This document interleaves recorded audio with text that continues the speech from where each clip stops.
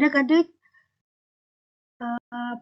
sudah membaca buku pustaka misalnya tentang karbohidrat? Dari namanya apa kira-kira pengertian dari karbohidrat? Izin menjawab, Ibu. Ya.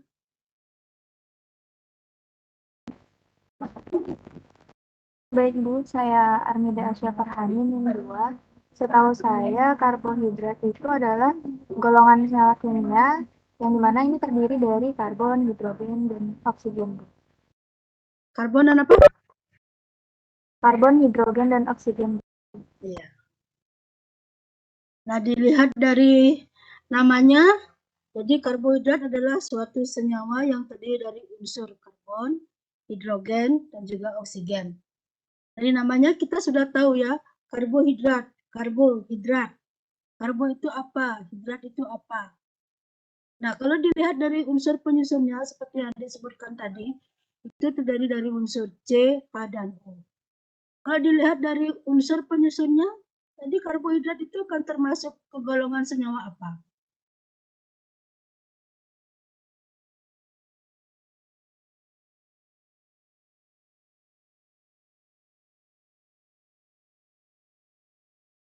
Termasuk senyawa apa dia? Dilihat dari unsur penyusunnya. Izin menjawab, Ibu. Ya. Masuk senyawa polihidroksiketon atau polihidroksialdehid. Tidak salah, Ibu. Kalau dilihat dari unsur penyusunnya, Ibu tanya dari unsur penyusunnya. Izin menjawab, Ibu. Senyawa organik, Ibu. Senyawa organik. Jadi dilihat dari unsur penyusunnya, karbohidrat itu adalah suatu senyawa organik. Karena unsur utama penyusun senyawa organik adalah C, H, dan O. Dan juga ada beberapa senyawa organik yang tersusun dari unsur, misalnya dari S, dari P, dan dari N, ya, ada beberapa. Tetapi pada umumnya dia akan termasuk ke senyawa organik. Nah, seperti kalau ada disebutkan tadi, ada yang mengatakan bahwa dia termasuk polihidroksialdehid atau polihidroksiketon. Kenapa dikatakan seperti itu? Karbohidrat dikatakan seperti itu. Izin menjawab, Ibu. Jadi karbohidrat dikatakan sebagai polihidroksialdehid atau keton itu, sebentar Bu, masih ada suara ribut.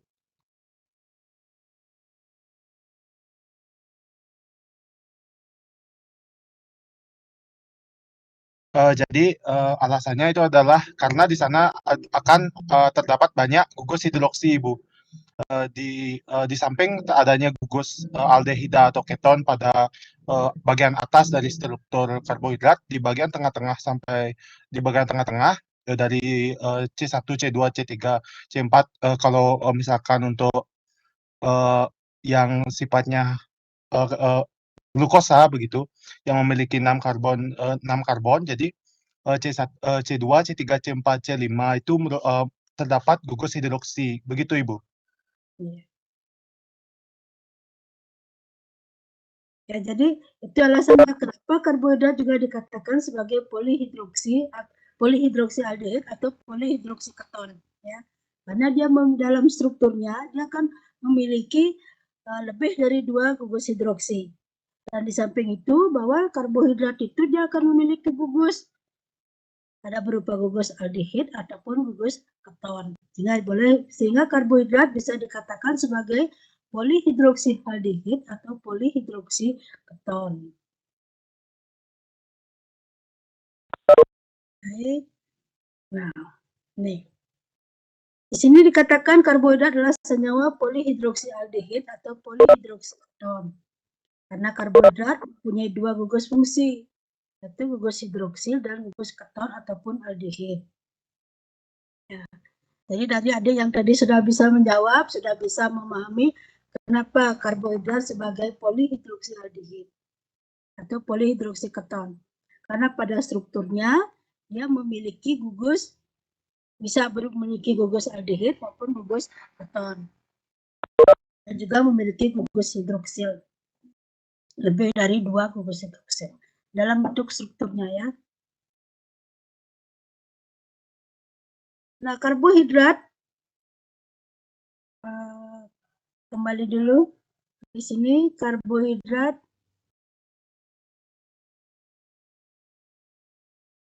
gugus hidroksi, gugus keton. Nah, kemudian karbohidrat di sini slide-nya seperti ini. Jadi karbohidrat di sini dapat digolongkan menjadi beberapa golongan ya, dilihat dari senyawa penyusunnya atau monomernya. Jadi karbohidrat di sini dikatakan atau bisa dibagi menjadi 4 bagian, yaitu ada monosakarida, ada disakarida, oligosakarida, dan polisakarida. Ini dilihat dari jumlah penyusun monomernya atau monomer penyusun karbohidratnya. Kalau monosakarida, mono apa artinya? Satu atau tunggal? Satu, Bu. Tunggal, Bu. Apa monosakarida apa artinya? Mono artinya satu. Mono artinya.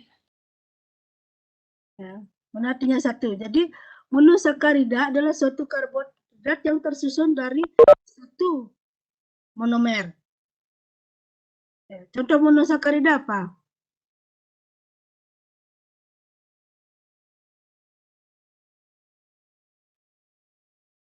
Izin menjawab, Bu. Silakan. Contohnya itu ada glukosa, ada galaktosa, ada fruktosa, dan ribulosa, Bu. Ribulosa.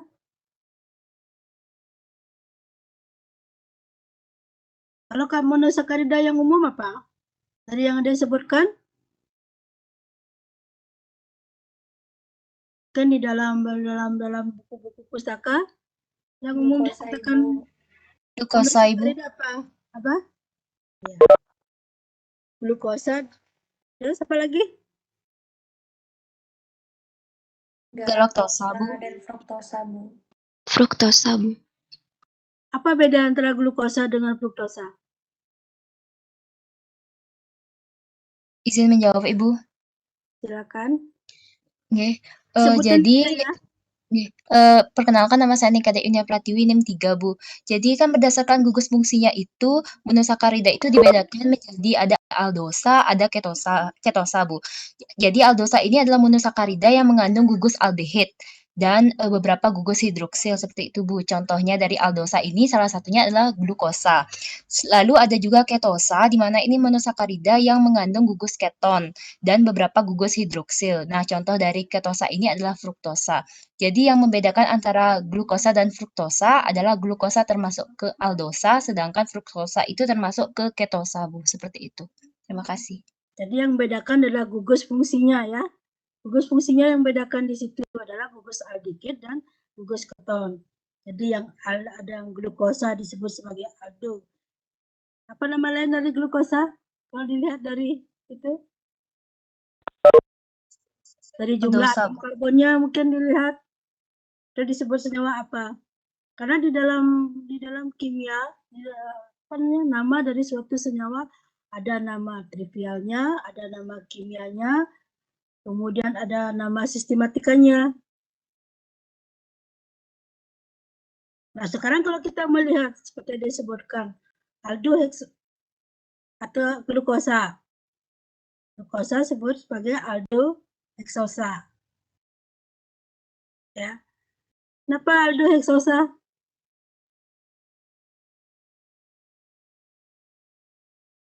Aldo artinya dia mengandung gugus aldehid. Osa itu menunjukkan suatu karbohidrat.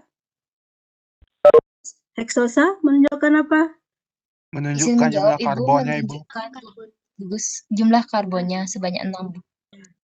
Menunjukkan jumlah atom karbonnya. Jadi glukosa itu nama sistematikanya adalah aldoheksosa. Jadi dia akan memiliki atau ada juga secara tata nama trivialnya disebut sebagai satu aldoheksosa. Artinya pada atom C nomor 1 dia akan mengikat gugus aldehid. Kemudian memiliki 6 atom karbon. Ya, 6 atom karbon. Satu aldoheksosa. Osa menunjukkan bahwa senyawa itu tergolong dalam suatu karbohidrat. Ya. Kemudian disakarida. Jadi artinya apa? Dua. Jadi disakarida termasuk karbohidrat yang memiliki atau yang tersusun dari dua monomer monosakarida. Contohnya apa? Yang sudah membaca pustaka? Contoh dari disakarida. Izin menjawab, Bu. Izin menjawab, Bu. NIM 35, Bu. NIM 47, Bu. Silakan.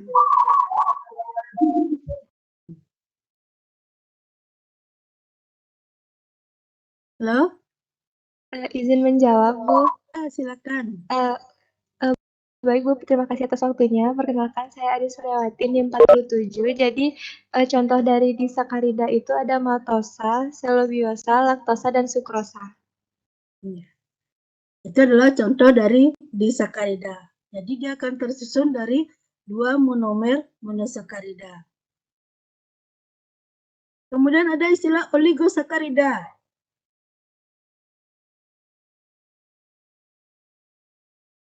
Oli artinya ada menyebutkan beberapa, ada juga buku yang menyatakan sedikit.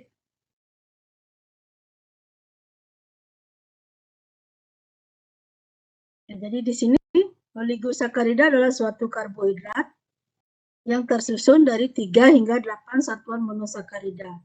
Tapi di dalam buku pustaka lain juga ada yang menyebutkan bahwa oligosakarida itu bisa tersusun dari 3 sampai 10 monomer dari monosakarida. Ya. Ada yang menyebutkan 8, ada yang menyebutkan sampai 10. Kemudian lebih dari itu disebut sebagai polisakarida. Dan juga ada juga beberapa pustaka yang menyatakan suatu karbohidrat yang tersusun lebih dari 2 monomer sudah dikatakan sebagai polisakarida. Ya. Seperti itu. Contoh polisakarida apa? Izin menjawab, Bu. Silakan. Sebutin Contoh NIM-nya aja. NIM Ibu tidak 35. mencatat karena Ibu sudah merekam ya. Iya, Bu. NIM 35 contoh polisakarida itu pati, glikogen, dan selulosa, Bu. Yang saya ketahui, Bu. Nah, itu salah satunya ya. Itu adalah contoh dari suatu polisakarida. Baik, kita lanjut. Kita kembali ke awal sekarang. Ke monosakarida ya. Jadi sudah disebutkan monosakarida artinya mono artinya satu, berarti dia tersusun dari satu monomer karbohidrat. Ya. Jadi dari tata nama atau dari penamaan, katakan satuan karbohidrat yang paling sederhana dengan rumus CN H2O H2NON ya. N-nya 3 hingga sampai 8. Nah, dilihat dari sini, misalkan dari jumlah atom karbonnya C3 H6O3. Di sini adalah suatu karbohidrat yang terdiri dari 3 atom karbon ya, 6H dan O3 disebut sebagai triosa. Osa itu karbohidrat, trinya itu adalah suatu jumlah atom karbonnya. Dan begitu juga di dalam tetrasa. Tetrasa tetra artinya 4, jadi dia mengikat 4 atom karbon.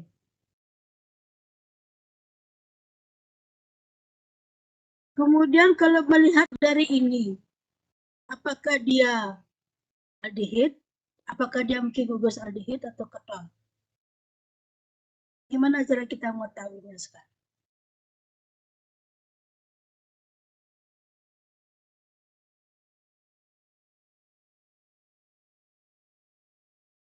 Kalau ada triosa itu bayangan adik bagaimana? Rumus strukturnya akan bagaimana?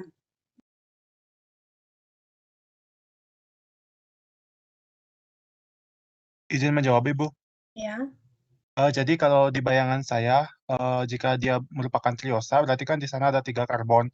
Jadi untuk karbon yang paling atas, atau kita anggap sebagai karbon 1, itu merupakan gugus aldehidnya. Kemudian untuk karbon yang kedua, itu terdapat hanya 1 gugus hidroksi.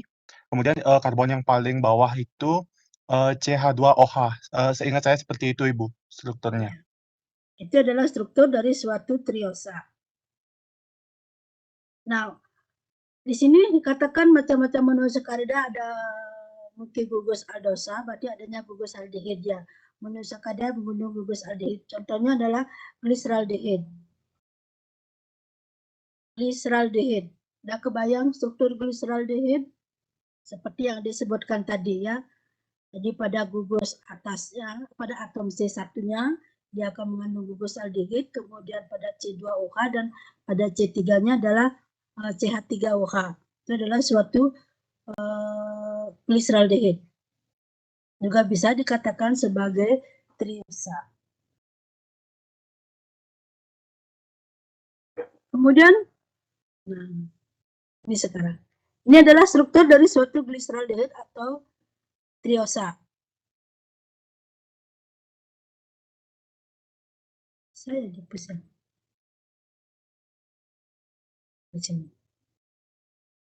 Nah, Anda bisa lihat di sini strukturnya. Ini sama-sama struktur dari gliseraldehid. Apa yang membedakan di sini?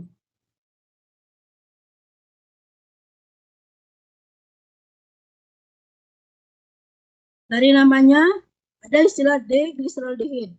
Kemudian izin ada menjawab, Ibu. L-gliseraldehid. Ya. Baik, jadi apa yang membedakan dari gambar kanan dan gambar kiri itu adalah terletak pada gugus OH-nya di C2, Ibu. Jadi ketika dia terletak di kanan itu kita katakan sebagai D-gliseraldehid atau dia mohon maaf, jika dia terletak di sebelah kiri maka dia dikatakan sebagai L-gliseraldehid. Seperti itu, Ibu. Terima kasih. Jadi untuk tata nama suatu senyawa organik ya, jadi akan dilihat dari letak gugus OH-nya. Nah, di sini pas pada contohnya adalah suatu gliseraldehid dengan 3 atom karbon. Ya. Apabila OH terletak di sebelah kanan itu akan diberi nama ini ya. Kalau OH di sebelah kanan dia akan diberi nama D. Kemudian apabila OH di kiri diberi nama L. Nah, sekarang ini masih dalam bentuk 3 atom karbon. Bagaimana kalau dia dalam bentuk glukosa misalnya? Glukosa C-nya 6. Yang mana yang akan menentukan dia sebagai D atau sebagai L? Izin menjawab lagi, Ibu. Ya. Jadi bagaimana caranya kita menentukan? Kita lihat dari jumlah atom C-nya kita kurang 1, Ibu. Jadi kita lihat jumlahnya kan kalau glukosa 6 itu ketika ACD5 itu terletak di sebelah kanan itu kita katakan D-glukosa. Kalau dia di sebelah kiri untuk gugus OH di C5 itu kita katakan sebagai L-glukosa. Seperti itu, Ibu, sepengetahuan saya. Bisa juga dikatakan seperti itu. Jadi untuk menentukan D atau L-nya itu adalah dilihat dari letak gugus OH yang terjauh dari gugusnya, dari gugus fungsi ya. Baik itu dari gugus fungsi aldehid maupun dari gugus fungsi ketonnya.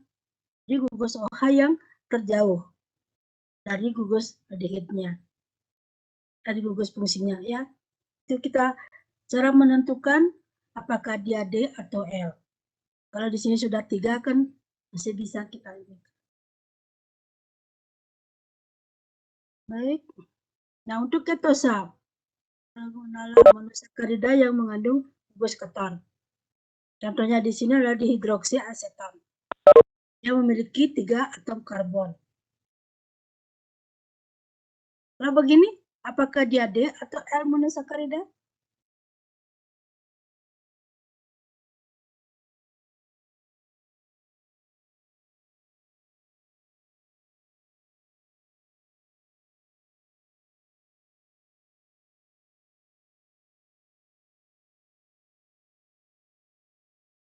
Iya, sini ketosa. Gugus ketonnya. Gugus keton terletak pada atom C2.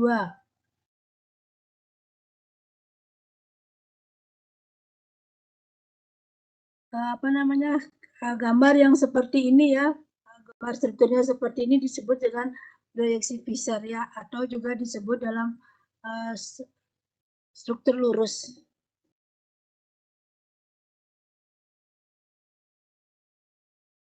Ini contoh dari ketosa yang mengandung gugus keton seperti dihidroksiaseton. Jadi dihidroksi dia memiliki dua gugus hidroksi, ya. Ada gugus ketonnya di sini.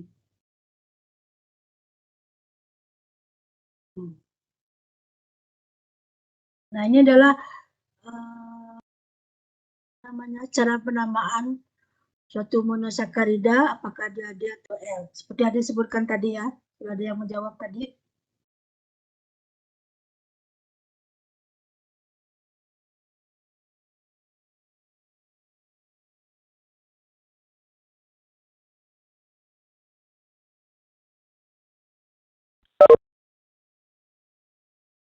Ini sudah. C bintang apa artinya? Saya ingat mana struktur tadi ya? Ini. Tadi Bu lupa jelaskan. C bintang menentukan apa? Izin menjawab Ibu. Ya. C bintang itu setahu saya adalah C kiral yang memiliki 4 ikatan yang berbeda Ibu. Jadi atom C bintang itu adalah C kiral ya. Jadi letak gugus OH yang terjauh dari gugus fungsinya. Atom C kiral yang mengikat gugus OH yang terjauh dari gugus fungsinya.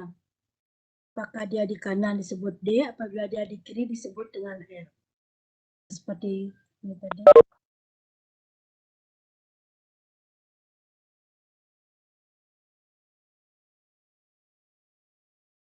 Jadi D dan L itu bisa dikatakan jika gugus OH dari atom C kiralnya yang letaknya paling jauh dari gugus aldehid maupun gugus ketonnya. Apabila tersebelah atau letak di sebelah kanan, diberi dengan nama D, kemudian apabila L diberi dengan OH di kiri. Ya. Yang lainnya bisa mengerti nih. Ada yang lainnya? Sudah bisa dipahami bagaimana penamaannya? Bisa Ibu. Oke. Nah, ini adalah juga contoh dari suatu ribosa dengan 5 atom karbon ya, 1, 2, 3, 4, 5. Kemudian eritrosa, 1, 4, 2, 3, 4 dengan 4 atom karbon. Nah, di sini juga kalau semakin banyak atom karbonnya, ya, semakin banyak atom karbon di sini, atom C kiral yang ada juga akan semakin banyak. Biasanya jumlah atom C kiral itu bisa juga akan menentukan jumlah struktur isomernya dari senyawa itu. Isomer tahu apa isomer, masih ingat? Masih Ibu. Ya. Jadi isomer itu apa ya? Boleh saya menjawab Ibu? Ya, silakan. Jadi sepengetahuan saya untuk isomer itu merupakan molekul yang memiliki formula atau rumus yang sama, namun penyusunan di ruang 3 dimensi itu berbeda, seperti itu Ibu. Jadi strukturnya yang berbeda ya. Rumus kimia sama, struktur bangunnya yang berbeda. Itu disebut dengan isomer. Masalah jumlah isomer itu ditentukan oleh jumlah atom kiralnya. Gimana rumus isomernya? 2 pangkat N. Ya, 2 pangkat N. Ya, N-nya itu menunjukkan jumlah atom sekiralnya.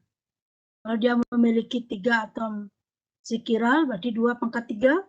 2 kali 2, 4. 4 kali 2, 8. Jadi dia akan memiliki 8 bentuk isomer. Itu memiliki 8 bentuk struktur yang berbeda.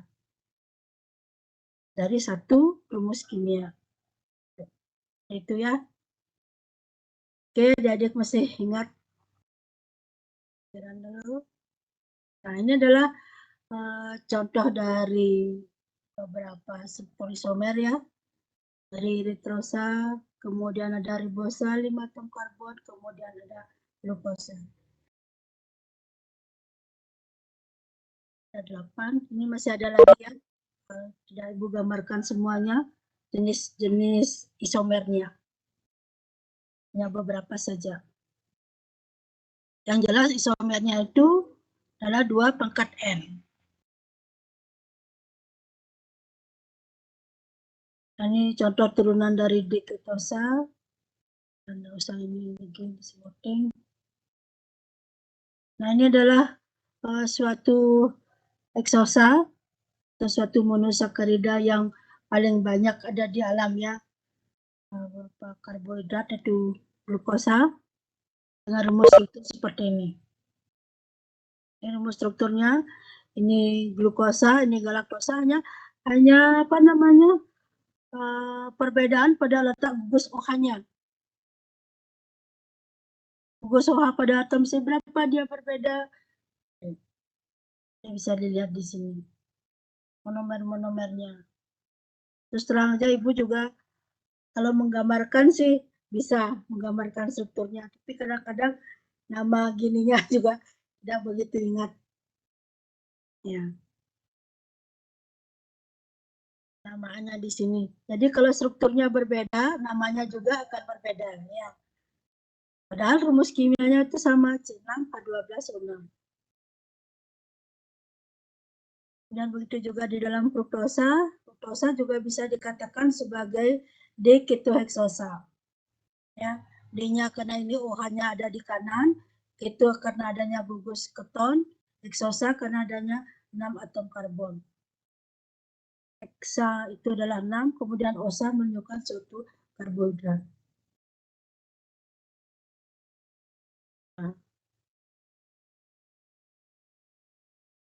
Nah, kemudian di dalam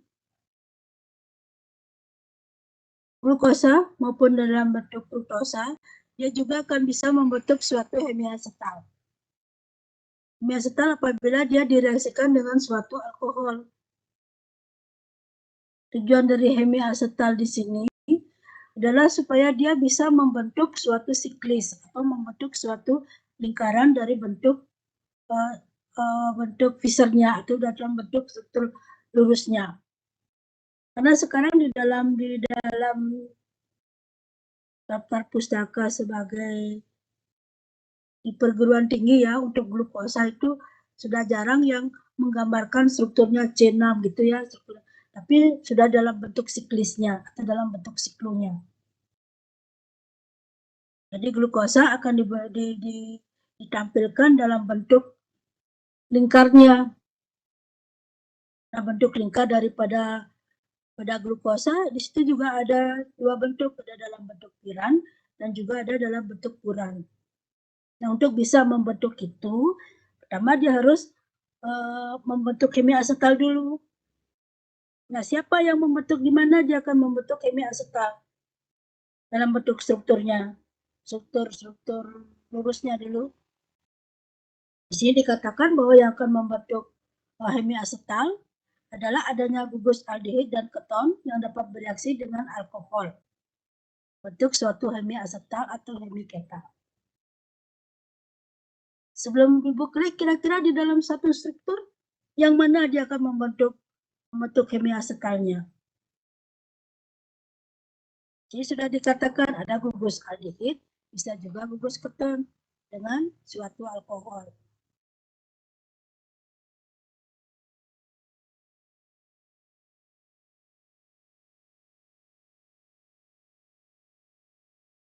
Kira-kira kalau di dalam glukosa, tadi Ibu gambarkan di sini yang nah ini misalnya ini kan suatu glukosa. Nah, sekarang supaya dia bisa membentuk hemiasetal, tadi sudah disebutkan bahwa yang membentuk hemiasetal adalah gugus aldehid dengan suatu alkohol. Kalau dia di dalam suatu ini, dengan OH yang mana dia akan bisa membentuk hemiasetal? Izin menjawab Ibu. Ya. Boleh saya pakai untuk glukosanya untuk pemisalannya Bu ya? Ya. Oh baik Ibu. Jadi nanti yang membentuk cincin dapat berinteraksi membentuk cincin itu adalah C di C5, O di C5 dengan C di gugus aldehidnya Ibu. Ya. Terima kasih. Jadi di sini dia akan membentuk suatu hemiasetal ya. Jadi gugus aldehidnya dengan gugus OH dari atom C5-nya. Dia akan membentuk suatu segi 6, ya, atau membentuk piral, ya piran. Dalam bentuk piran, jadi dalam bentuk segi 6 dan yang terbentuk melalui atom C, bukan atom C.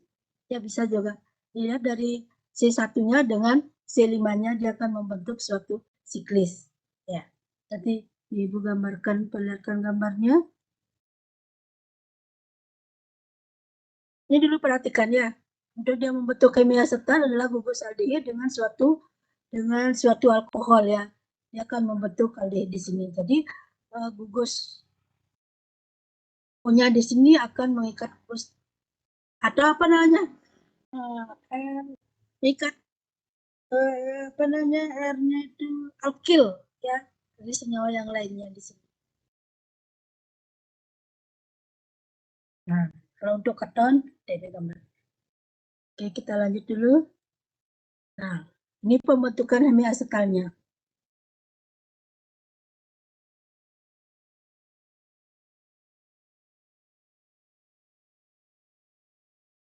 Ini pembentukan hemiasetal apabila dia apa namanya gugus aldehid maupun gugus alkoholnya dia terdapat di dalam apa namanya ini di dalam satu molekul seperti contoh tadi di glukosa tadi ya dalam struktur glukusnya itu adalah pembentukan hemiasetal.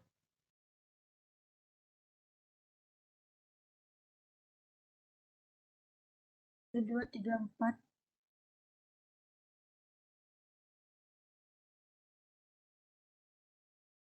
Ini contoh dari apa nih ya? 1, 2, 3, 4, 5.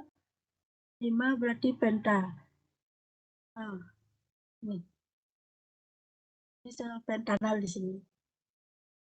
Contoh dari pembentukan hemiasetal dari 5 atom karbon pentanal ya, hidroksipentanal. Ini 4 hidroksipentanal artinya pada atom C4 dia mengikat gugus OH, penta artinya 5 dan hal itu menunjukkan adanya gugus aldehid. Gugus aldehidnya pada atom C1, gugus OH-nya pada atom C4. Jadi di sini dia akan membentuk suatu hemiasetal, membentuk suatu siklis. Dia akan membentuk hemiasetal siklis seperti ini bentukannya ya. Nah, bisa dipahami pembentukan hemiasetalnya? Nah, kita lanjut.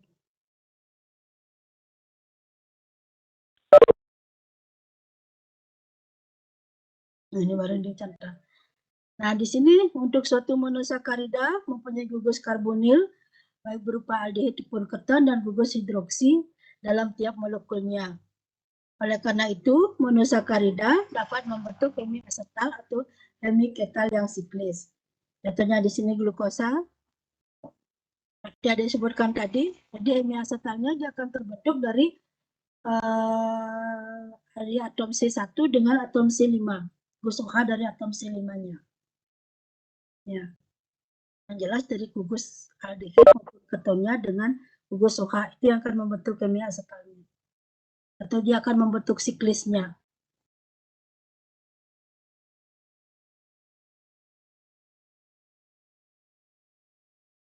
Nah, ini contoh dari glukosa. 1, 2, 3, 4, 5, 6. 6 atom karbon. Ini adalah contoh pembentukan hemiasetal dari suatu glukosa.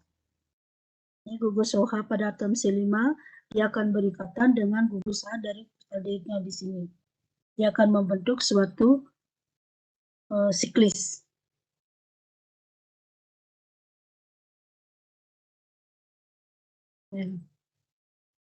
Nah, kalau dia sudah dalam bentuk siklis, ini namanya juga akan berbeda. Jadi alpha glukosa dan alpha glukosa, kemudian ada beta glukosa.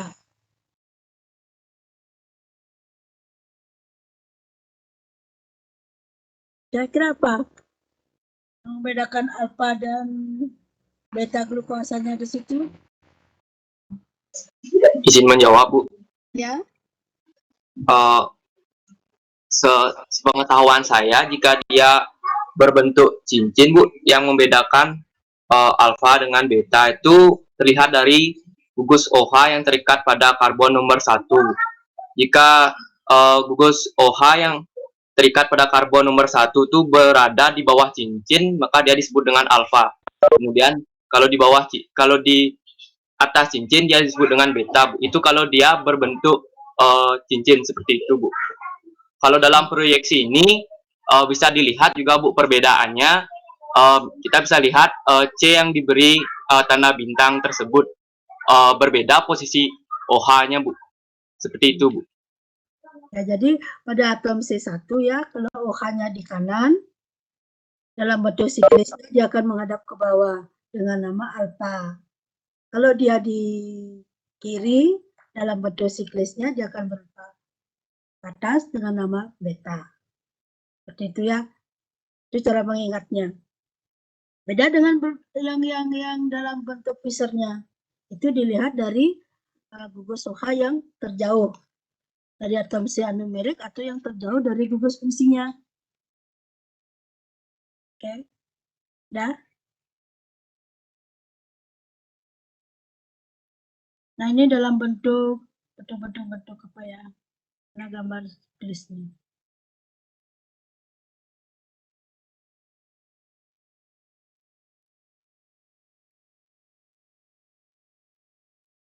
Sebenarnya di dalam bentuk siklis dari suatu glukosa itu bisa dalam dua bentuk dia. Dia bisa dalam bentuk piran apabila dia segi 6, bisa juga dalam bentuk puran, bentuk segi 5. Kalau dalam bentuk puran dia akan berikatan antara atom C1-nya dengan C4-nya.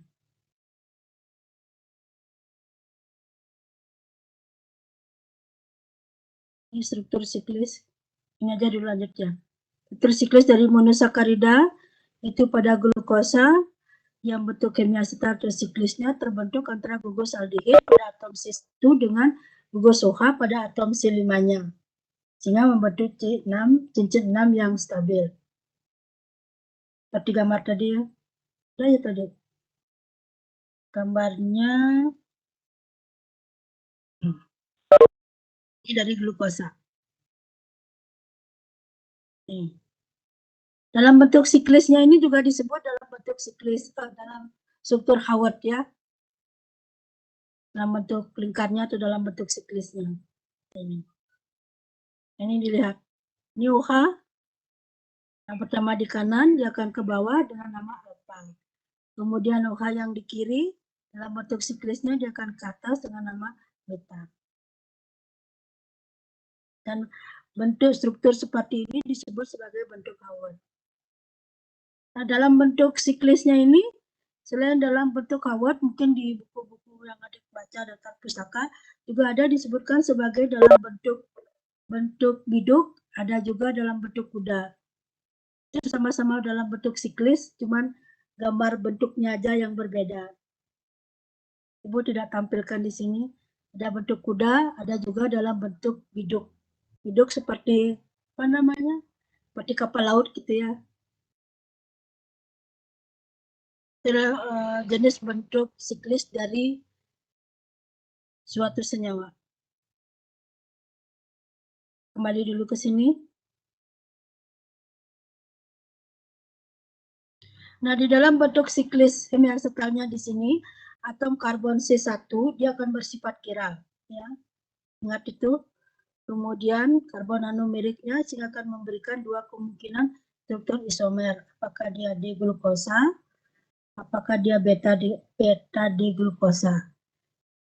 Nah, di dalam bentuk strukturnya juga dia akan memiliki sifat yang berbeda antara satu dengan yang lainnya.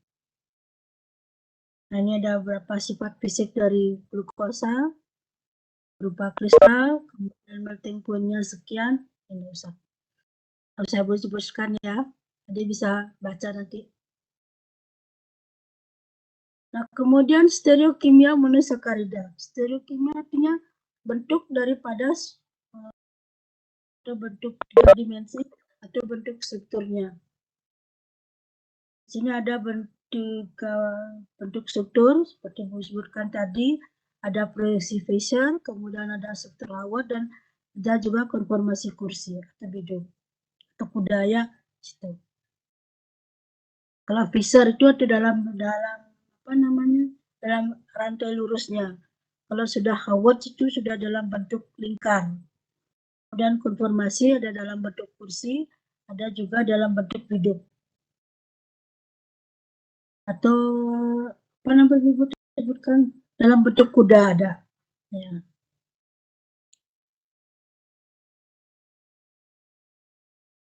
Kalau kita mencari bentuk kursi, bidung itu harus kita jeli membayangkan bentuknya. Tapi pada umum dipakai bentuk Howard ya, dalam bentuk piran maupun dalam bentuk puran. Tahu nggak bedanya piran dengan puran? Tadi rasanya sudah Ibu dapat sebutkan. Jumlah. Izin menjawab, Ibu. Izin menjawab, Bu. Sebutin NIM-nya aja deh. NIM 35, Bu. Kalau piran itu, bedanya piran dengan puran itu dilihat dari jumlah atom karbonnya, Bu. Kalau 6 itu disebut dengan piran, kalau 5 itu puran, Bu. Kalau nggak salah, Bu. Yang lain? Izin menjawab, Ibu. NIM 3. Ya. Ibu, saya NIM 3 izin menjawab. Kalau Ya. puran itu adalah monosakarida yang berbentuk kimia setal. Dan dia itu memiliki cincin 5 anggota, Bu. Sedangkan kalau piran itu memiliki cincin 6 anggota, Bu. Seperti itu. Terima kasih. Cincinnya berbentuk segi 6 gitu ya. Kalau piran berbentuk segi 6, kalau puran itu berbentuk segi 5.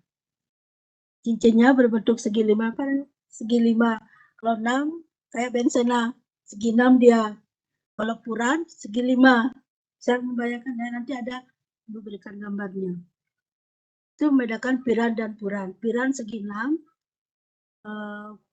puran segi 5.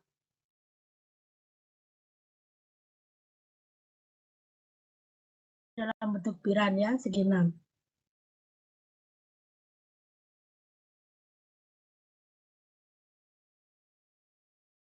Kemudian ini perubahan struktur Howard ke kursi seperti ini ya bentuknya. Howard dalam bentuk lingkar, ini dalam bentuk piran ini ya. Jadi ini atom C1 di sini, atom C1, C2, C3, C4, C5, ini C6-nya. Nah, kalau di dalam bentuk struktur Fisher-nya kan C2OH pada C6 itu berada di bawah. Dibenarkan seperti ini. Jadi dia akan membentuk cincinnya itu pada atom C1 dengan atom C5. Nih. Ada cincin. Ini adalah atom C6-nya. Kemudian ini sama ya, dari bentuk Howard diubah ke dalam bentuk kursi seperti ini. Tapi yang umum di dalam buku akan disebutkan dalam bentuk Howard-nya ini. Ya. Nah, adapun sifat fisik dari monosakarida, dia berupa padatan kristal yang tidak berwarna, kemudian larut di dalam air, memiliki ikatan hidrogen, dan sedikit larut dalam alkohol, tidak larut di dalam ether, kloroform maupun benzen, atau di dalam pelarut organik, dan juga memiliki rasa manis. Kalau di antara monosakarida, yang paling manis katanya adalah fruktosa yang paling manis ya. Tapi kita belum pernah mencoba gimana rasa membedakan rasa manis antara fruktosa dengan glukosa. Karena yang selama ini kita konsumsi adalah gula tebu. Ya.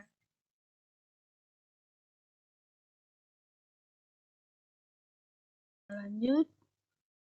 Nah, ini tingkat kemanisan dari suatu monosakarida. Kemudian kalau dari sakaridanya, Yang paling manis adalah sukrosa. Sini dikatakan fruktosa memiliki rasa manis sampai 174, sedangkan pada disakarida yang paling manis adalah sukrosanya. Oke, ini secara teori saja. Nah, adapun sifat kimia dari suatu monosakarida, di sini dia bisa mengalami reaksi oksidasi. Untuk dikatakan bisa mengalami reaksi oksidasi, di sini dilihat dari kemampuannya untuk mereduksi suatu reaksi. Ya, baik itu reaksi Tollon, Benedict, maupun Fehling. Nah, dari kemampuannya dia mengoksidasi reaksi, sehingga monosakarida dibedakan menjadi gula prereduksi dan gula non-prereduksi.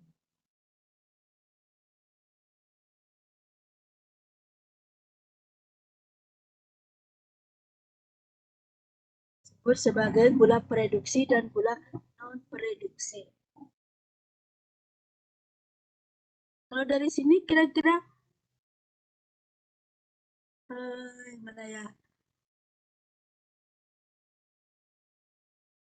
Ini monosakarida. Apakah monosakarida dia akan bersifat sebagai gula prereduksi?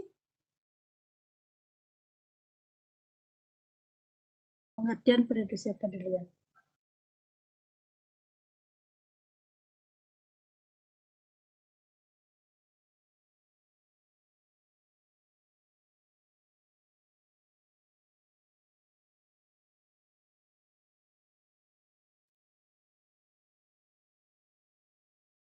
Apa artinya gula prereduksi dulu? Gula yang pak.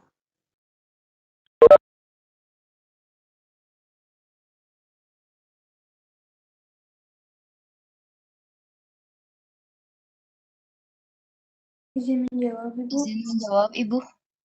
Silakan sebutin name-nya. 551, Ibu.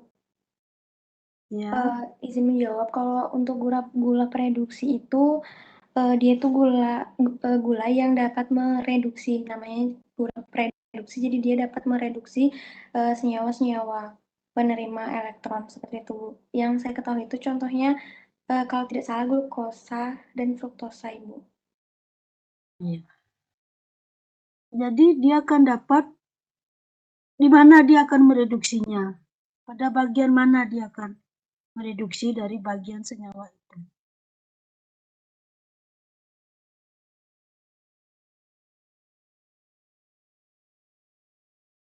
Bagian apanya? Izin Dari menjawab, Ibu. senyawa Mohon maaf. dia mereduksi ya. Oh, baik ya, Silakan.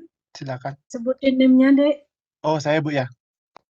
Ya, Baik Bu, silakan. terima kasih. Saya NIM 19 Ibu. Jadi di bagian mana nanti yang bertindak sebagai prereduksi untuk yang disebutkan ya yang tadi, yakni glukosa ataupun fruktosa itu adalah di bagian OH di C1-nya Ibu. Jadi di sana nanti apa namanya, reaksi reduksi ini dapat mengakibatkan adanya apa namanya, mereka berikatan itu Bu. Monosakarida 1 dan monosakarida 2 itu berikatan di sana. Mungkin seperti itu Ibu pemahaman saya. Terima kasih. Ada lagi yang lain?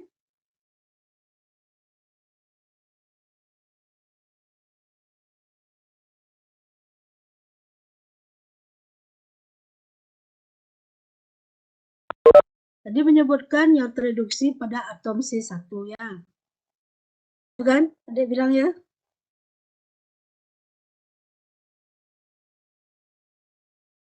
Iya Ibu.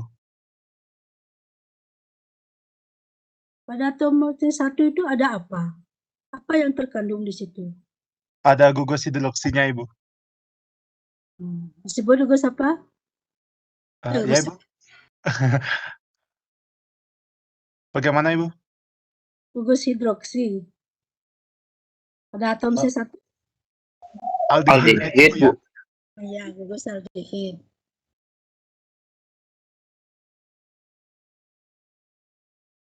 Coba Ade baca slide-nya. Jawabannya sudah ada di situ. Ada yang bisa menjelaskan lagi?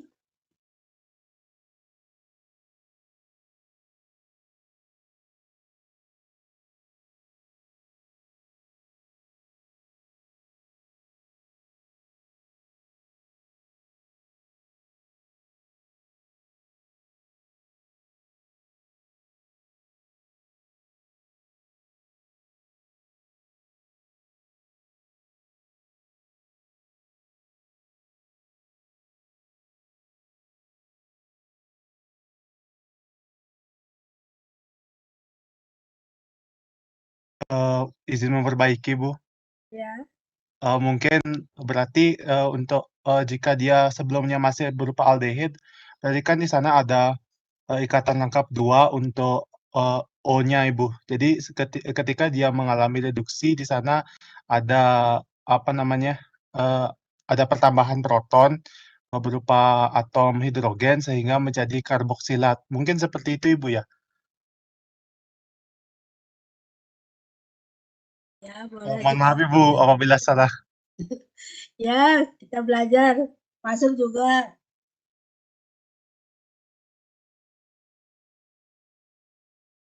Ya, jadi pengertian dari gula pereduksi adalah gula yang dapat mereduksi reaksi. Baik itu Brachytolon, Benedict, atau Behling. Nah, bagaimana dia bisa dapat mereduksi? Bagaimana dia bisa mereduksi? Karena adanya apa? Pada atom C1 adanya gugus aldehid maupun keton yang bagaimana? Yang dapat mereduksi? Yang bebas. Yang bebas. Ya. Jadi gula pereduksi itu adalah gula yang dapat mereduksi reaksi ya, maupun seperti di sini disebutkan ada Brachytolon, Benedict maupun Behling, karena dia memiliki gugus aldehid maupun keton yang bebas. Biasanya di sini untuk membuktikan bahwa dia memiliki gugus aldehid maupun keton bebas, kalau kita kerjakan di lab itu dengan metode Benedict ya. Dengan metode Benedict kita akan tentukan, kita mengetahui adanya bahwa karbohidrat itu adalah sebagai gula pereduksi atau tidak.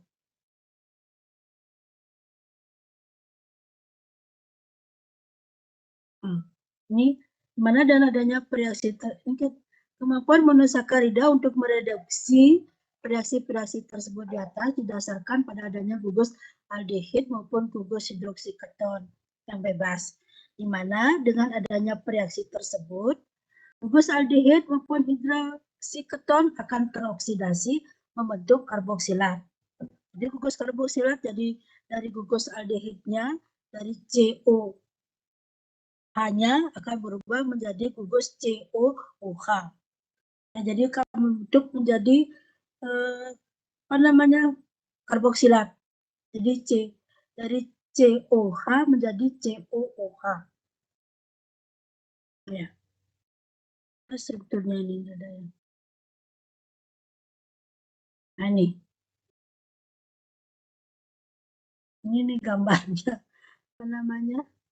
Ini sebenarnya gambarnya di sini C-nya CO gitu ya, ikatan rangkap O dan ikatan 1H gitu ya. Ini gini gambarnya. Ini tidak bisa dirubah. Ya. Jadi yang gugus aldehidnya, ada sudah kebayangkan gugus aldehid CO ikatan rangkap O dan H. Jadi hanya di sini dia akan mengikat dengan di sini sehingga dia akan membentuk suatu karboksilat. COOH ini karboksilat. yang dibuktikan dengan terbentuknya endapan yang berwarna merah bata. Tapi pada uji Benedict di sini juga bisa ditentukan dari terjadinya perubahan warna. Dari perubahan warna dari awalnya biru jadi kuning, hijau sampai membentuk warna merah bata. Kuning, hijau, dari hijau, kuning, hingga merah bata. Itu dengan uji Benedict-nya. Karena di sini uji Benedict itu kan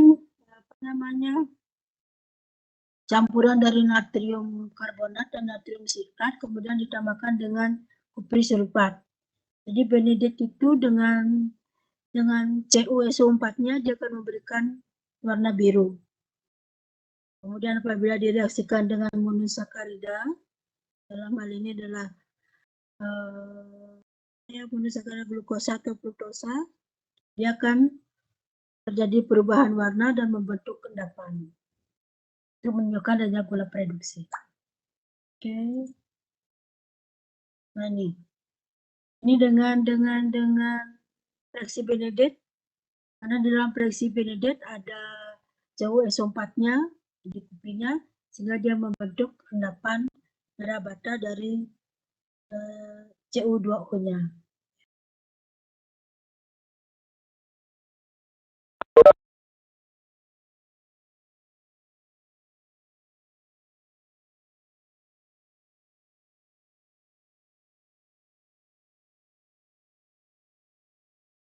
Nah ini secara ya oksidasi aldosa oleh reaksi Fehling, Benedict ataupun Tolan ini membentuk asam monokarboksilat. Asam monokarboksilat seperti Ibu sebutkan tadi, jadi dari gugus aldehidnya membentuk gugus karboksil. Contohnya membentuk asam aldonat. Kemudian apabila dioksidasi dengan oksidator kuat, dia akan menghasilkan asam dikarboksilat.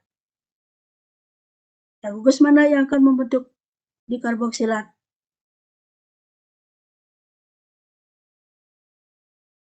Gugus OH-nya yang mana? Membentuk gugus karboksilat lagi. Karena asam nitrat selain mengoksidasi gugus aldehid, juga akan mengoksidasi gugus CH2OH terminalnya. Yang mana yang disebut dengan C2OH terminal? Atom C yang keberapa?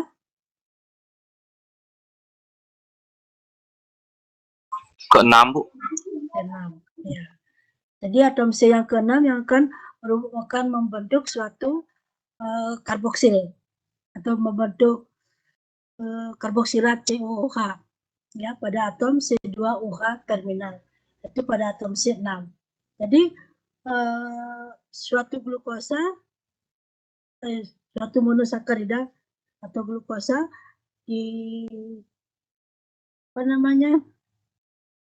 oksidasi dengan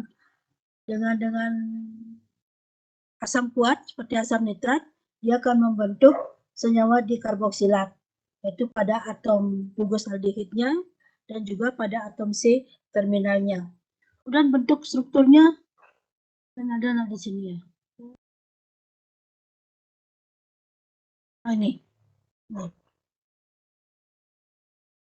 adalah bentuk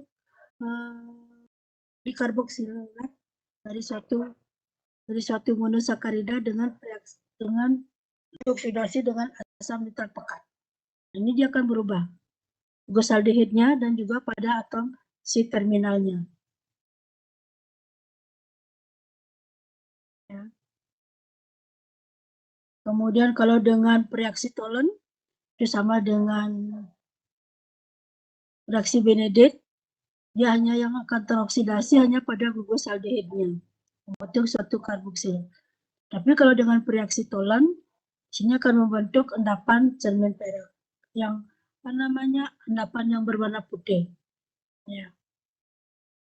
Kalau dengan Benedict membentuk endapan merah bata, itu membentuk Cu2O endapannya.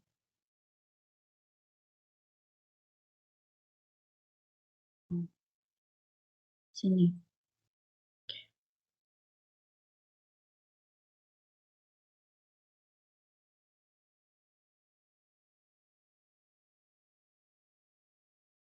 Nah, di sini gugus karbonil dari monosakarida juga dapat direduksi menjadi alkohol dengan beberapa reaksi menghasilkan alditol.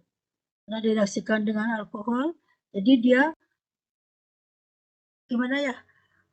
Pada umumnya di dalam karbohidrat yang paling awal dia akan bereaksi adalah gugus ini ya, gugus fungsinya, gugus aldehidnya. Tergantung sekarang dengan apa kita reaksikan. Apabila dengan Benedict, dia akan membentuk satu karboksilat dan dengan bentuk endapan merah bata. Kemudian dengan Ag nitrat, dia akan membentuk endapan merah bata, endapan perak. Tapi yang berubah adalah gugus aldehidnya ini menjadi gugus karboksil. Ya, dengan reaksi Benedict maupun reaksi tolonnya. Kalau dengan asam nitrat yang kuat, dia akan membentuk gugus aldehidnya membentuk karboksilat dan juga pada atom C terminalnya juga akan membentuk karboksilat. Kalau dia akan direaksikan dengan usamanya dapat direduksi menjadi alkohol dengan beberapa reaksi menghasilkan alditol. Jadi di sini juga dapat gugus karbonilnya dapat juga diubah menjadi suatu alkohol dengan jalan reduksinya di sini. Ya. Jadi C-nya di sini masuk, pH2, O-nya akan mengikat H lagi ini sehingga membentuk suatu senyawa alkohol. Itu disebut juga senyawa alditol. Artinya alkohol yang terbentuk dari gugus aldehidnya. Alkohol yang terbentuk dari gugus aldehid di sini. Nah, dalam hal ini karena dia senyawa awalnya adalah glukosa, disebut sebagai D-glukitol atau sorbitol. Gluko karena dia berasal dari glukosa dengan 6 atom karbon. Ol karena dia mengubah gugus aldehidnya menjadi suatu alkohol. Jadi ya. Nah, sekarang glukosa atau monomer atau monosakarida di sini juga dia bisa membentuk suatu glikosida. Glikosida itu adalah tujuannya apabila dia untuk membentuk molekul yang lebih besar.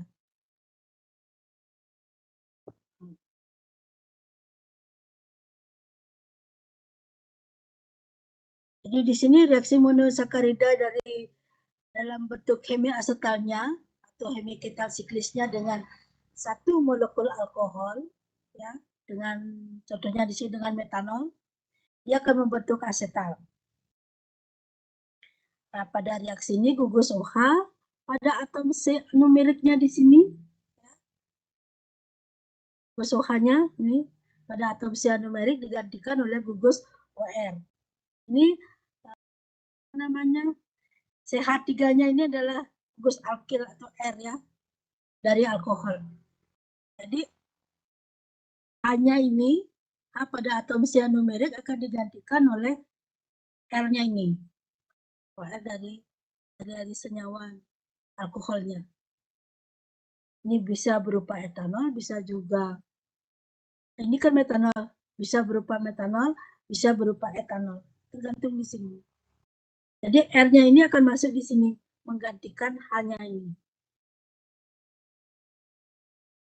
Bisa?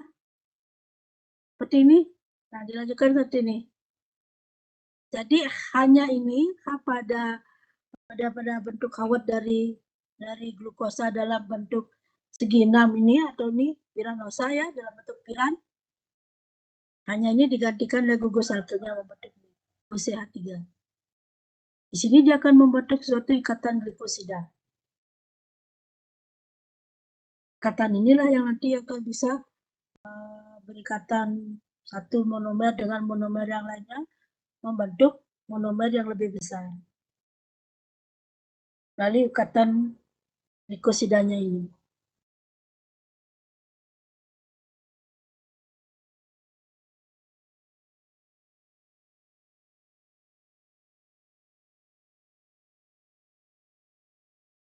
Nah, kenapa di sini? Nah, di sini tertulis gula non produksi. Ini glukopiranosida, karena dia sudah mengikat ini, katakan sebagai gula non produksi. Tapi kalau yang tadi dalam bentuk glukosa, dia sebagai gula produksi karena dapat mereduksi reaksi Pelling, Benedict maupun telurnya di situ. Kenapa di sini dia bukan sebagai gula non produksi?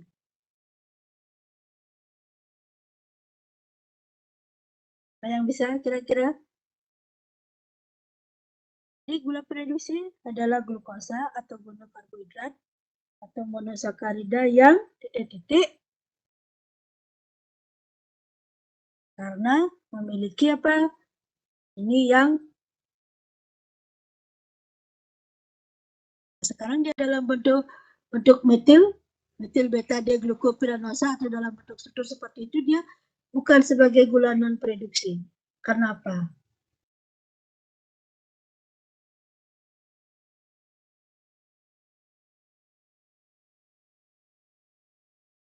Pertama harus ada ingat dia dapat mereduksi karena apa?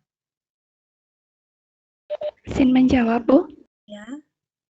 Karena memiliki gugus aldehid yang bebas. Ya. Karena dia memiliki gugus aldehid yang bebas. Nah, sekarang di sini gimana? Kenapa dia non produksi, tidak dapat mereduksi?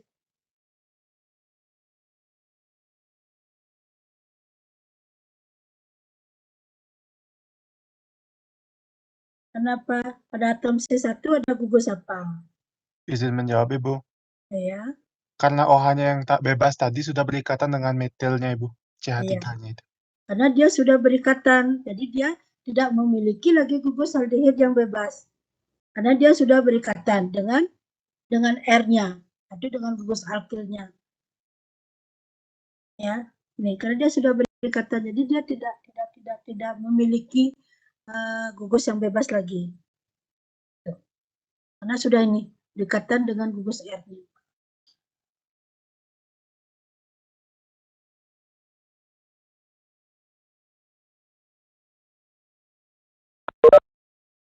Setel atau katan dinamakan glikosida dan ikatan dari karbon anumerik dengan gugus R disebut dengan ikatan glikosidik. Tadi ya itu disebut dengan yang warna biru tadi ini disebut dengan ikatan glikosidik. Kemudian glikosida di sini namanya berdasarkan nama monosakaridanya. Ya seperti tadi di sini. Ini berdasarkan monosakaridanya ini dari glukosa disebut glukopiranosida. Etilen ini tidak usah di kemudian dengan mengajar A dengan hidrosida. Misalnya glukosa menjadi sudah.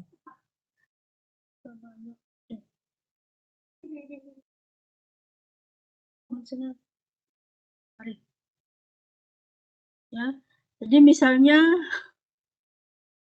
glukosa, dia adanya ikatan glikosida akan disebut sebagai glukosida.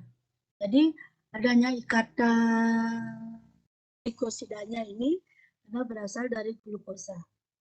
Kemudian juga manosa sehingga disebut sebagai glukosida.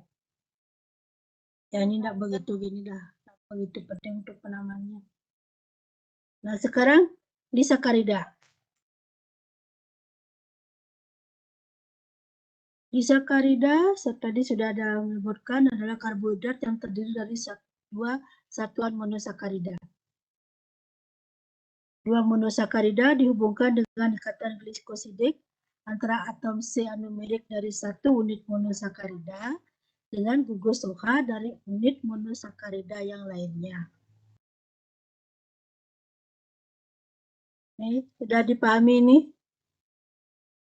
Disakarida dihubungkan ikatan glikosidik antara atom C anumerik dari satu unit monosakarida dengan gugus OH dari unit monosakarida yang lain. Gugus OH yang mana dari monosakarida yang lain itu yang akan membentuk ikatan glikosidik di sini. Karena monosakarida yang lainnya kan dia sama-sama 6 atom karbon dengan jumlah gugus hidrogen yang berapa ada gugus hidrogen dalam atom C. Dalam glukosa misalnya ada 5 atom gugus hidrogen kan. Sekarang gugus OH yang mana yang akan berikatan dengan atom C anumerik ini?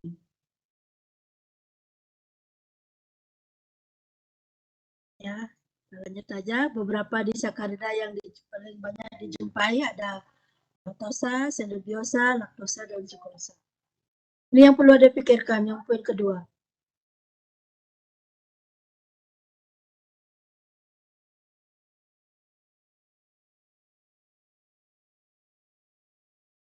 Izin mencoba menjawab, Ibu. Ya, silakan sebut NIM-nya. Yang Saya lainnya NIM. kemana ini? Boleh, Ibu, saya lanjutkan. Silakan. Baik, Ibu. Jadi, seperti pertanyaan yang tadi, di C yang manakah yang nanti berikatan dan membentuk ikatan glikosidik, sehingga membentuk disakarida itu adalah pada OH dari C yang keempat, Ibu. Sehingga nanti ikatan glikosidiknya kadang-kadang disebutkan 1,4 seperti itu. Apakah bisa selain dari atom C4 membentuk ikatan glikosidik? Saya kurang tahu, Ibu, karena saya baru baca katanya Izin menjawab. yang membentuk Ya, itu silakan. 4, Ibu. Terima kasih. Saya NIM 35, Bu. Selain pada yang nomor 4 juga bisa, Bu. Misalnya pada sukrosa ikatannya itu pada C yang 1 dengan yang 2. Seperti itu, Bu, pada glukosa dan fruktosanya, Bu. Ya. Jadi atom sianomeriknya untuk bisa membentuk ikatan glikosidiknya dengan monomer yang lainnya bisa pada atom C1, bisa dengan gugus hidroksi pada atom C2, bisa pada C4, bisa juga pada atom C6-nya. Ya. Jadi dia bisa pada atom sianomerik itu dia akan bisa berikatan dengan atom C2, C4 dan atom C6. Nah, di mana pada saat bagaimana dia akan berikatan dengan C2, dengan C4 ataupun C6. Nanti kita pelajari. Ya, dalam senyawa yang lebih besar lagi. Intinya, ikatan glikosidik itu dia akan berikatan ikatan yang terbentuk dari atom C anumerik dengan gugus OH pada atom C2, 4 atau 6 dari monomer yang lainnya. Ini pertanyaannya, pada saat bagaimana dan di mana dia akan berikatan dengan C2, dengan C4 ataupun C6. Nanti kita akan dijelaskan. Ini contoh disakarida sudah.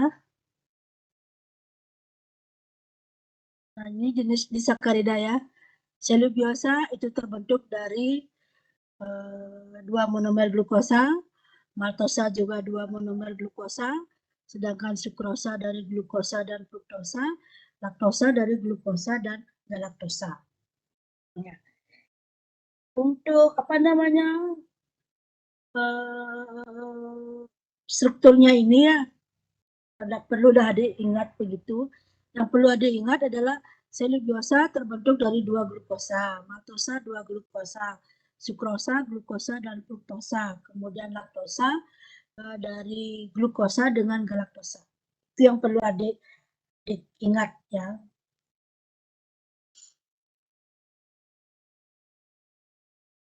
Nah, ini adalah bentuk struktur Howard dari suatu maltosa.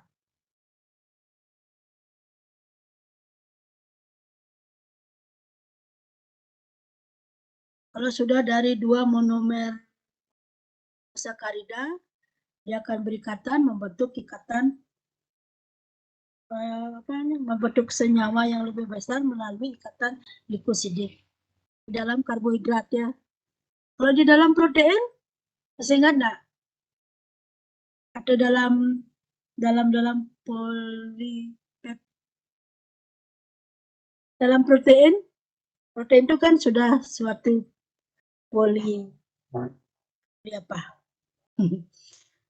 polipeptida ya. Dalam protein antara monomer asam amino 1 dengan yang lainnya, dia akan berikatan melalui ikatan apa? Ya, sekedar Bu mengingatkan lagi. Peptida, Bu. Ikatan Ya, peptida, ikatan Bu. peptida. Yang betul ikatan peptida apa dengan apa? Gugus karbonil dengan gugus aminanya. Dari mana? Karbonil dan amina dari mana? Dari satu senyawa? Apa bagaimana? Dari asam amino, Ibu. Asam amino yang berbeda ataupun sama. Bukan gitu. Gini, jenis asam aminonya bisa sama, bisa berbeda ya. Jadi ikatan peptida itu adalah ikatan yang terbentuk dari gugus amina dari asam amino yang satu dengan gugus karboksil dari asam amino yang lainnya. Asam amino yang lainnya ini bisa saja sama dengan asam amino yang pertama. Itu maksudnya ya.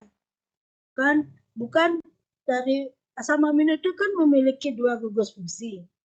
Ada gugus amina dan gugus karboksilnya. Jadi bukan dari gugus amina dan gugus karboksil yang ada pada satu asam amino, bukan itu. Jadi ikatan peptida itu terbentuk dari gugus amina dari asam amino yang satu dengan gugus karboksil dari asam amino yang lainnya. Sedangkan di dalam karbohidrat atau ikatan glikosidik yang terbentuk dari apa? Gugus ini dari ini dengan gugus ini dari karbohidrat yang lainnya. Tuh, ya, saya bisa membedakan.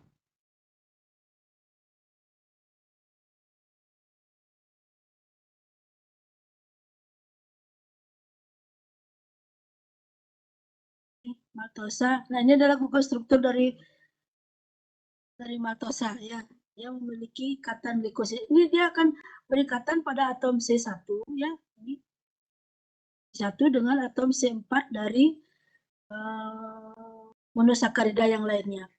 Ini atom C1, 2, 3, dan 4. Jadi 1, 4.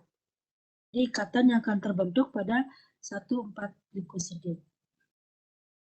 Kalau kita akan menyebutkan namanya atau apa namanya gugus struktur dari maltosa ini, kalau dilihat dari tata nama yupaknya, ya, tata nama yupaknya sesuai dengan letak gugusnya, kemudian letak ikatannya, namanya akan seperti ini.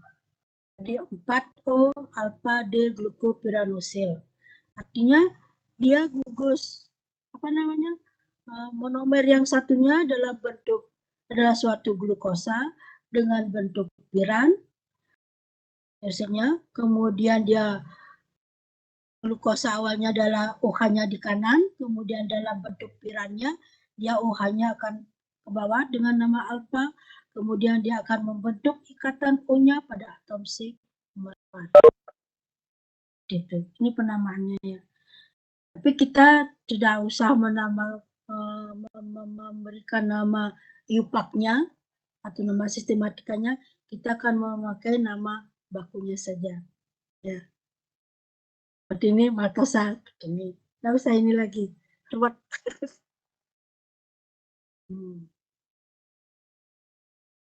Nah, sekarang ikatan pada maltosa. Pada maltosa di sini memiliki ikatan glikosidik yang terjadi pada atom C1 dari glukosa dengan atom C4 dari glukosa yang lainnya. Sama dengan definisi ikatan peptida tadi ya. Jadi gugus amina dari asam amino 1 dengan gugus karboksil dari asam amino yang lainnya.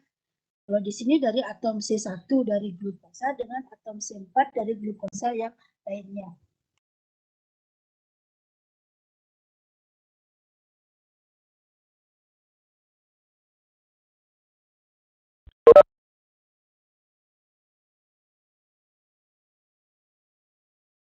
Ibu haus. Sudah? Bisa ini? Bayangkan.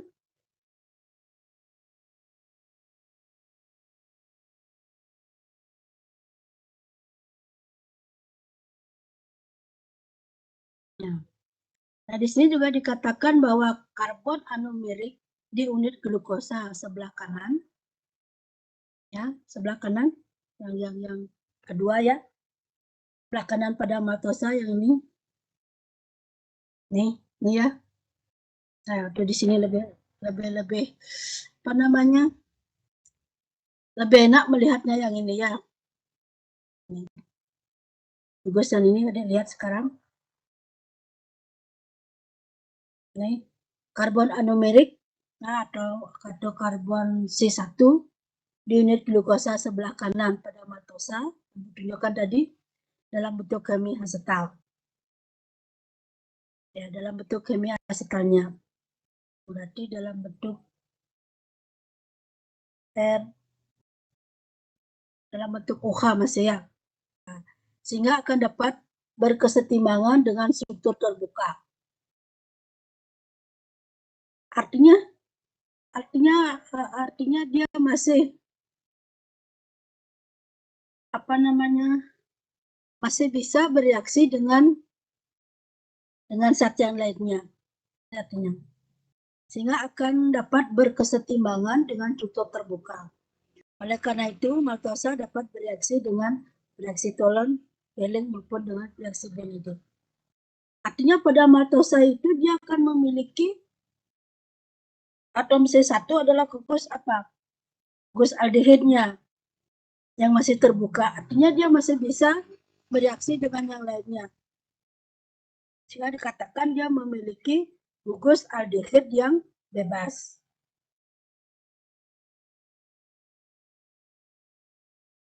Sebagai atom C1 adalah gugus aldehidnya yang bebas.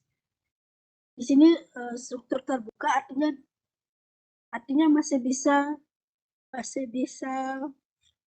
berikatan dengan senyawa lain.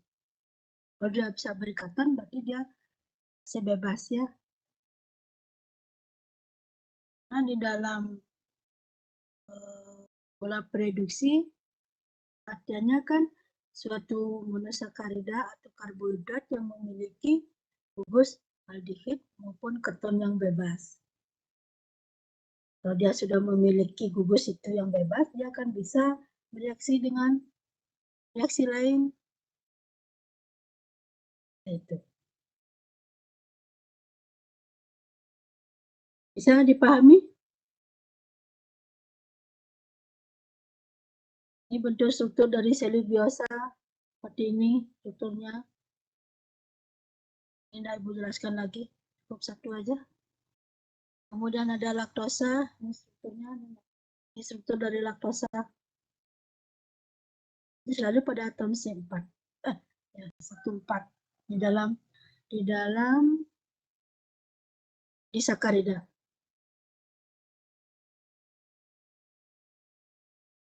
Ini laktosa merupakan gula utama pada ASI dan pada susu sapi. Dia mengandung laktosa hampir 4-8%. ASI dan susu sapi kandungan laktosanya sekian persen. Kemudian pada laktosa, karbon anomeriknya pada unit galaktosa mempunyai konfigurasi beta pada C1. Ke atas ya, OH-nya menghadap ke atas. Berarti dalam bentuk strukturnya dia berada di kiri. Dan berikatan dengan gugus OH pada atom C4 unit glukosanya. Ya. Nah, di sini ada istilah ini galaktosemia. Kan ada-ada sudah tahu. Adalah suatu penyakit yang disebabkan karena tidak memiliki enzim yang dapat mengisomerisasi. Isomerisasi atau yang dapat mengubah atau memecah galaktosa menjadi glukosa. Sehingga dia tidak dapat mencerna susu.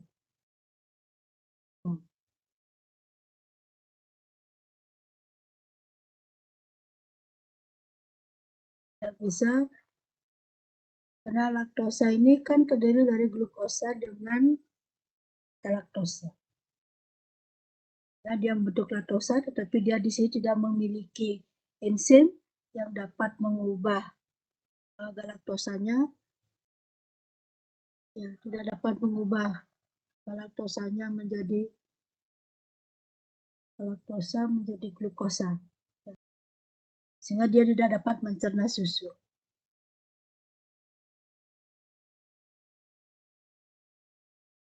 Ini struktur dari laktosanya. Ini OH-nya di sini. Ini OH-nya dalam bentuk beta ya, ini. Tadi kan dalam bentuk beta pada atom C1-nya dia berada di atas. Itu dalam bentuk pisarnya dia berada di kiri. OH. Ya, OH pada atom cyanomeriknya di kiri. Nah, ini teori aja. Sukrosa dikenal dengan gula pasir, terdapat pada tumbuh-tumbuhan melalui proses fotosintesis yang berfungsi sebagai sumber energi.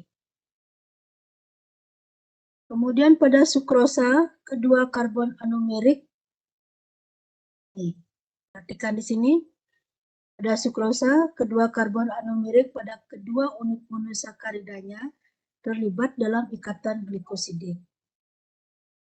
Ya, jadi di sini pada sukrosa, ikatan glikosidiknya itu terbentuk dari atom C1 dari monomer karbohidrat yang satu dengan atom C2 dari monomer karbohidrat yang lainnya.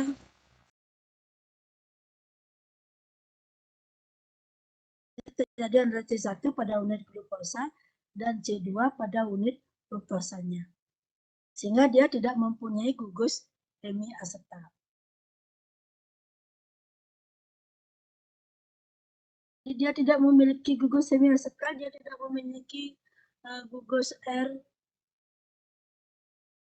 glukosa OR dia tidak memiliki di sini. Gimana? Apakah dia apa namanya? Masih memiliki gugus cyanomerik bebas? Bentuk struktur sukrosa mana?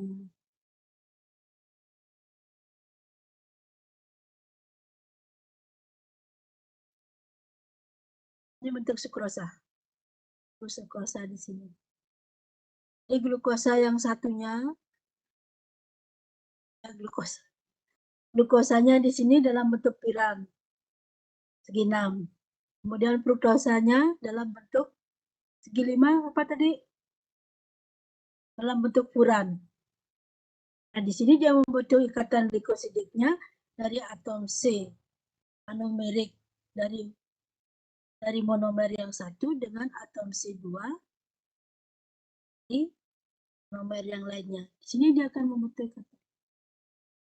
Kalau dilihat dari ini, apakah dia masih memiliki C anomerik yang bebas?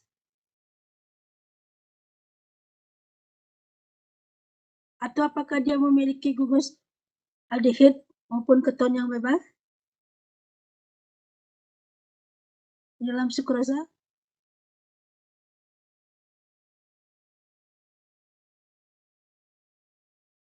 Mana?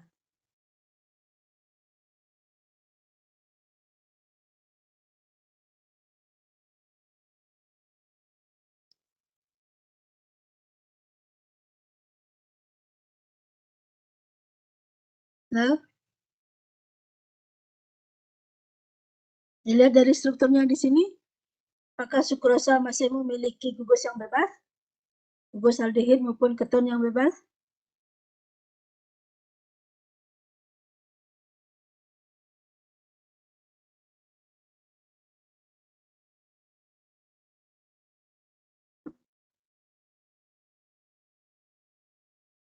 Nah, di chart sudah ada yang menjawab dia tidak memiliki.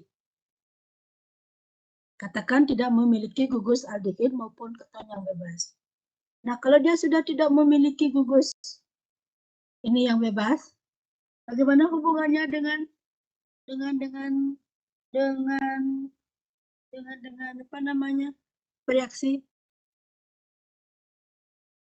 Baik dengan bereaksi Benedict, Tolen, apakah dia bisa bereaksi? Reaksi lagi? Izin Oh, menjawab, tidak, Ibu. Ya. Saya NIM 56 izin menjawab karena pada sukrosa tersebut tidak ada gugus aldehid ataupun gugus keton yang bebas, maka sukrosa tersebut tidak dapat mereduksi reaksi Tolen, Benedict maupun Ferrin. Terima kasih, Ibu. Iya. Jadi karena dia sudah tidak memiliki gugus aldehid maupun keton bebas, ya, jadi dia tidak dapat mereduksi reaksi-reaksi itu. Karena dia di sini sudah membentuk suatu ikatan. Nah, lanjut. Kemudian ke polisakarida. Poli artinya banyak ya. Jadi polisakarida itu adalah suatu karbohidrat yang mengandung banyak monosakarida. Dan sudah pada umumnya semakin besar monomer penyusunnya, berat molekulnya juga akan semakin besar. Jadi dia akan berbanding lurus dengan banyak monomer penyusunnya terhadap berat molekulnya. Ya. Jadi di sini karbohidrat yang mengandung banyak monosakarida dan akan mempunyai berat molekul yang semakin besar.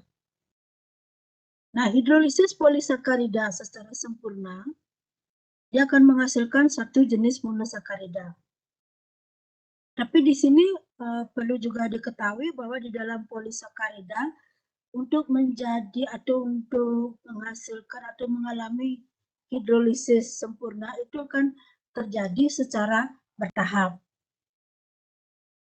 Artinya begini, dari polisakarida dia akan mecah dulu mungkin jadi monomer disakarida dengan oligosakarida.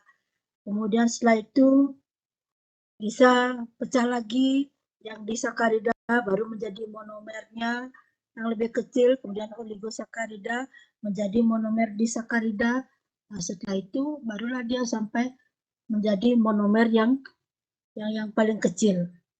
Sehingga di dalam polisakarida proses hidrolisis sempurnanya akan terjadi secara bertahap.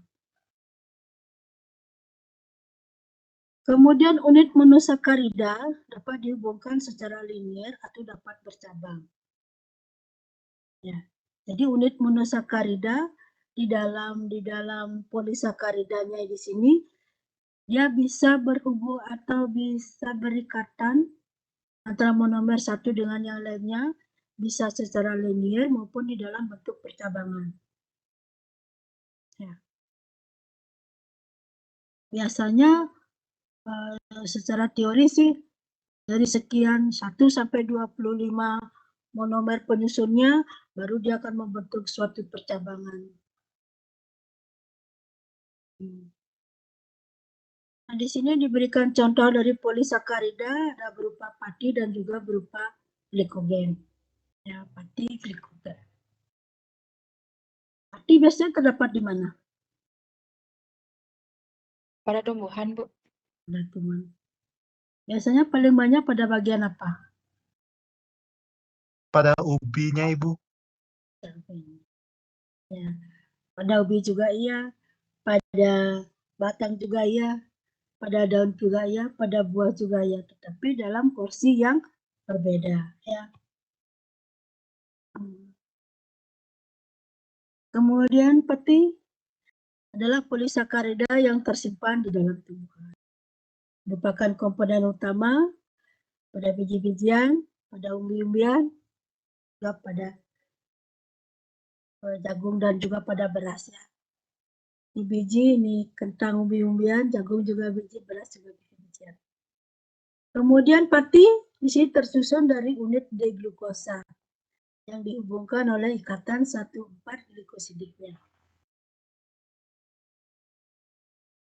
Kemudian pada pati, rantai cabangnya di sini dihubungkan oleh ikatan 1,6 alfa glikosidik.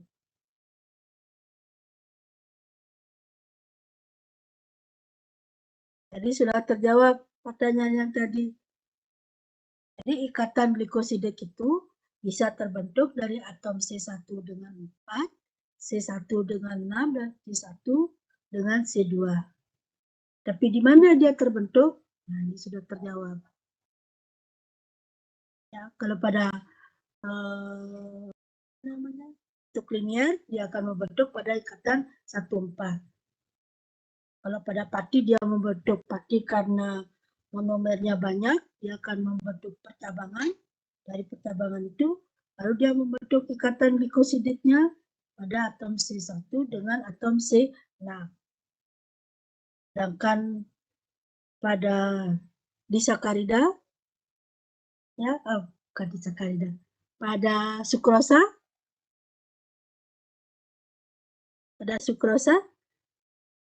ikatan glikosidiknya terbentuk dari atom C1 dengan C2. Sehingga dia tidak memiliki gos yang bebas.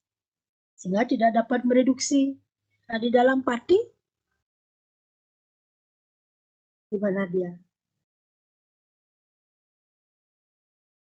Apakah dia akan memiliki gugus aldehid maupun keton yang bebas?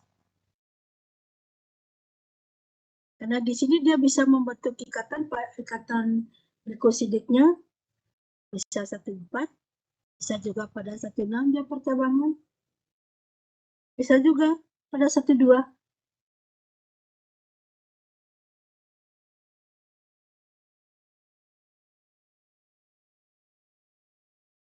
Kira-kira bagaimana? Apakah pada pati dia akan dinyatakan sebagai akan dia memiliki gugus aldehid ataupun keton yang bebas? Menurut Anda gimana? Nah, pati itu polisakarida, tersusun dari banyak monomer. Ibu sebutkan tadi, bisa juga dia tersusun dari sukrosa, dan juga dari galaktosa, dari glukosa.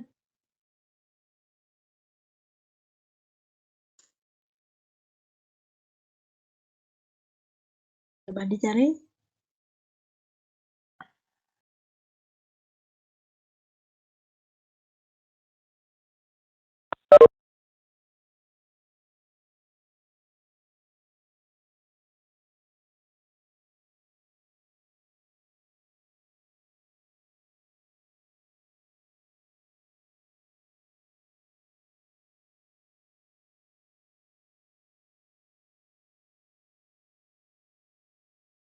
Nah, sekarang pati itu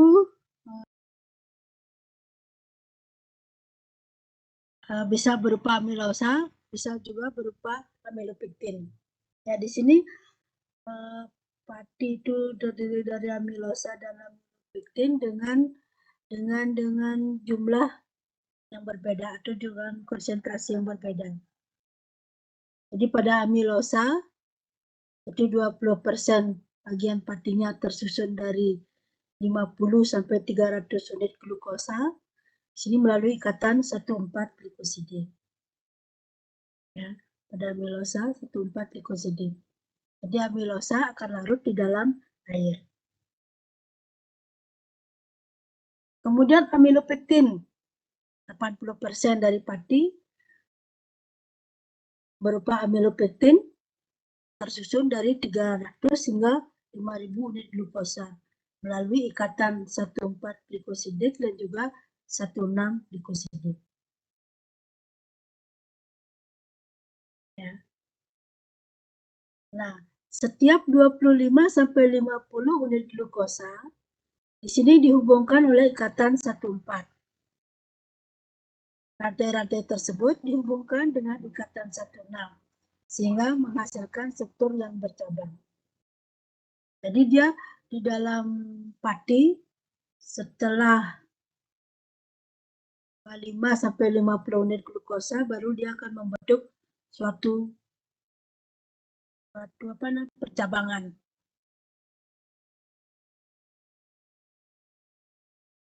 Nah, di sini dikatakan karena strukturnya bercabang sehingga sangat besar, maka amilopektin tidak akan larut di dalam air.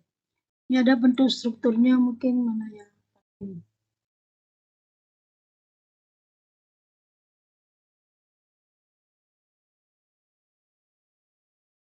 Mana ada strukturnya?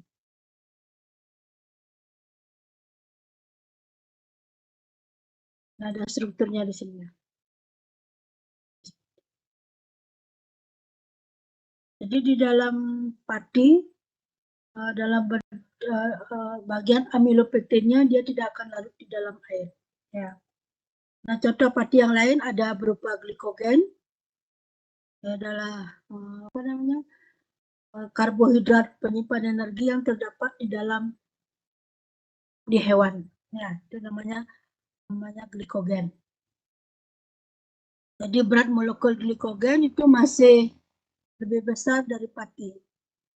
Ya, tersusun lebih dari 1 juta unit glukosa mungkin ya. Kemudian strukturnya juga sama seperti pati, dia akan membentuk rantai lurus dan juga membentuk rantai bercabang. Dan juga pada glikogen dia akan tidak larut di dalam air, dia hanya akan larut di dalam pelarut-pelarut organik seperti di dalam etal, kloroform maupun heksan. Ya, itu adalah bisa dikatakan sifat kimia dari suatu glikogen. Kemudian jenis polisakarida yang lain bisa berupa selulosa, bisa juga berupa kitin. Kitin ini biasanya terdapat pada kulit-kulit yang serangga yang keras-keras itu ya. Atau bisa juga terdapat pada jenis kerang-kerang itu mengandung kitin.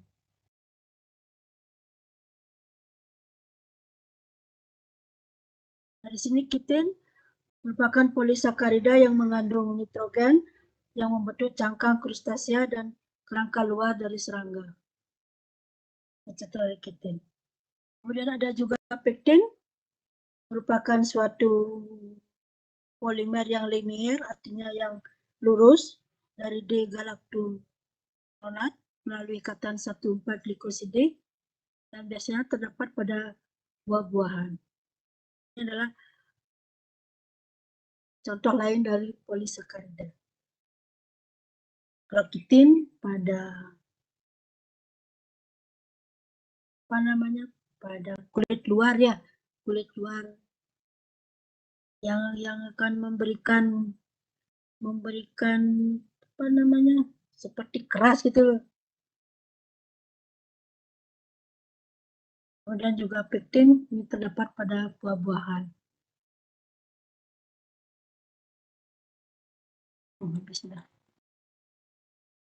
Oke, slide-nya juga sudah habis untuk polisakarida, untuk karbohidrat. Ini 93. Absennya sudah, Dek?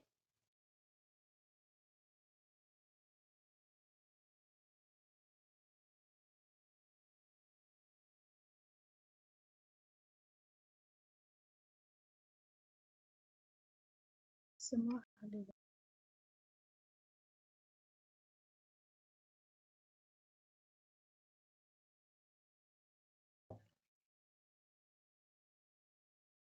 Halo? Permisi Ibu, izin Ya? bertanya.